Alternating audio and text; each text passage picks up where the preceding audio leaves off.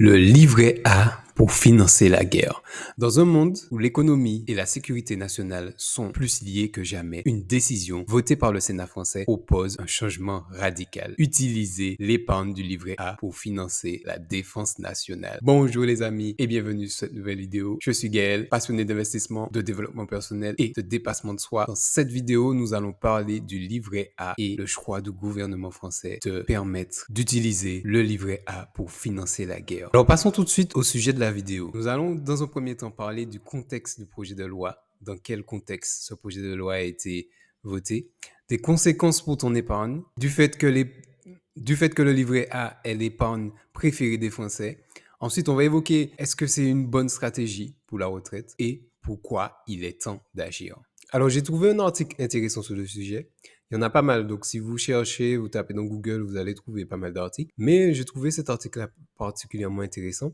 Alors, le titre, c'est l'épargne des Français pour financer l'industrie de la défense. Ce texte du Sénat qui divise. Le contexte de cette proposition de loi qui a été votée, l'article nous dit que touché par des difficultés de financement, notamment en raison du conflit ukrainien, le Sénat a voté mardi, donc on parle bien du mardi 7 mars, si je ne me trompe pas, on est le 30 à l'heure où j'enregistre la vidéo. Non, on parle du jeudi 7 mars. Le titre de l'article, c'est « L'épargne des Français pour financer l'industrie de la défense ». Ce texte du Sénat qui divise. Touché par des difficultés de financement, notamment, donc là on parle du contexte, du contexte de la proposition de loi qui a été votée. Touché par des difficultés de financement, notamment en raison du conflit ukrainien, le Sénat a voté mardi, dans le cadre de la loi de programmation militaire pour les années 2024 à 2030, une proposition de loi visant à flécher une partie de l'épargne du livret A vers l'industrie de la défense. Ça vous interpelle pas, tout comme moi? Dites-moi dans les commentaires ce que vous en pensez et n'hésitez pas à liker et à vous abonner à cette chaîne pour avoir plus de contenu inspirant, pour qu'on puisse de temps en temps évoquer des sujets d'actualité. Que nous dit la suite de l'article? L'outil militaire et industriel doit être en mesure de faire face à toute menace sur la paix et la stabilité. Ce n'est pas vraiment le cas aujourd'hui. Donc visiblement, l'État a un besoin d'aller possiblement faire la guerre en Ukraine. L'outil militaire et industriel doit être en mesure de faire face à toute menace sur la paix et la stabilité. Ce n'est pas vraiment le cas aujourd'hui. C'est alarmé le sénateur Les Républicains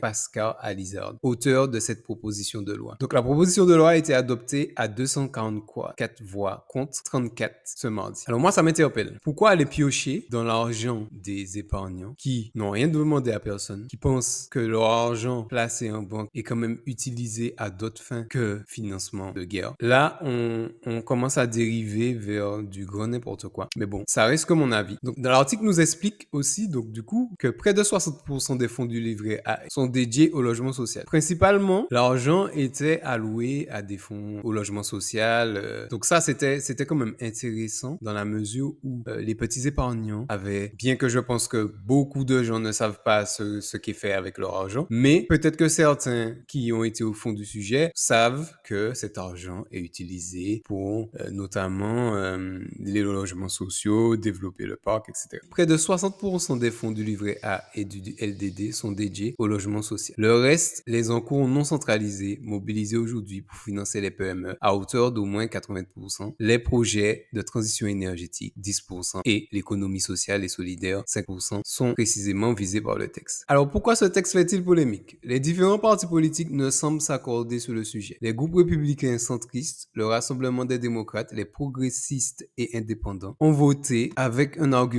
comme argument la solution efficace à court terme. C'est une solution efficace à court terme pour accélérer le passage à une véritable économie de guerre, appelée Devanina Paoli-Gagin, je la connais pas. C'est une solution efficace à court terme pour accélérer le passage à une véritable économie de guerre. Je sais pas si le message n'est pas clair. Là, on vient racketter l'argent que tous les épargnants consacrent chaque mois à mettre en épargne sous les livrets pour financer la guerre. Donc, il n'y avait pas assez avec nos impôts. Là, maintenant, on s'attaque à notre épargne. Donc, je sais pas jusqu'où ça peut aller. Pour moi, ça sent pas bon. On va passer ensuite à un autre petit article que j'ai préparé. C'est pourquoi le livret A n'est pas une bonne stratégie pour préparer sa retraite. Donc, c'est un article du mag de la Conso. Un dossier qui est quand même assez complet, intéressant, qui nous explique pourquoi le livret A n'est pas une bonne stratégie de retraite. L'année 2023 consacre encore la France parmi les leaders des pays épargnants le plus. L'encours global immobilier s'élève à 6 000 milliards d'euros. Waouh!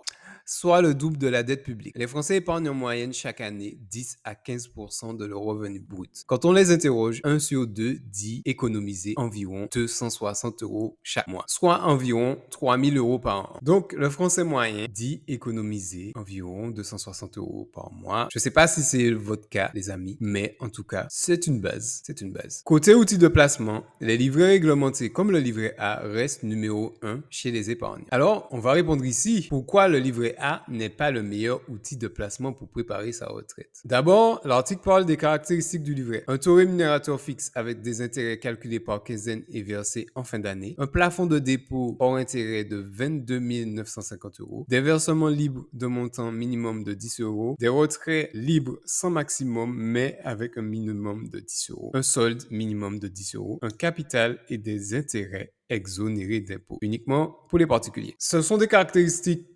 assez simple. On a vraiment là l'impression d'avoir un produit d'épargne assez facile à utiliser. Donc, je pense que c'est le cas pour tout le monde. Tout le monde a ce fameux livret A. Si vous l'avez pas, bon, je sais pas ce que vous attendez. Après, ce n'est pas le produit miracle. Donc, moi, mon avis sur le livret A, c'est qu'il faut l'utiliser comme épargne de sécurité. Donc, définir une épargne de sécurité, cela dépend de chacun. Cette épargne de sécurité, je l'ai déjà évoqué dans plusieurs de mes vidéos. Donc, à vous de vous fixer un objectif clair afin de définir votre épargne de sécurité. Et pour moi, c'est uniquement l'épargne de sécurité qui devrait être mise sur le livret A. Donc, selon l'article, pourquoi le livret A n'est pas la meilleure stratégie de placement pour sa retraite? Donc, l'article parle d'un faible rendement du livret A sur le long terme, le plafonnement des versements sous livret A à 22 950 euros. Revenons au faible rendement. Si on considère une inflation à ce jour estimée à 3,2%, le taux du livret A est de 3% net par an actuellement. Cela signifie donc que le livret A ne comble pas l'inflation actuelle. Et bien sûr, ce sont